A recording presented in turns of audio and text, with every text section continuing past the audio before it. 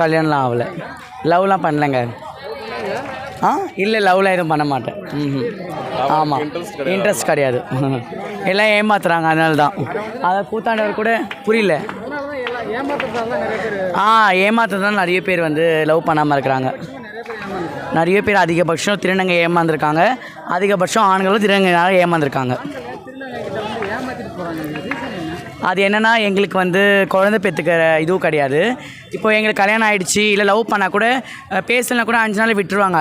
அதுவே இது வந்து ஒரு கல்யாணம் ஆன ஒரு பொண்ணாக இருந்தால் அது கோர்ட்டு கேஸு போலீஸ் ஸ்டேஷன் வரையும் போவோம். ஆனால் எங்களுக்குன்னு அந்த ஒரு உரிமை கிடையாது. எந்த ஒரு இதுவும் கிடையாது எங்களுக்கு. கல்யாணம் மூலியமாக எதுவுமே கிடையாது. அதனால தான் எங்களுடைய வாழ்க்கை வந்து தனிமரமாக நின்றுட்டுருக்கு. ஆனால் இருந்தாலும் ஏதோ ஃபீலிங்னு இருக்குது. பட் ஆனால் ஒரு உடம்பு மேலே எத்தனை கல்லை போட்டாலும் தாங்க முடியாது இல்லையா? ஒரு 4-5க்கு மேலே தான் தாங்க முடியும். அதுக்கு மேலே தாங்க முடியாது.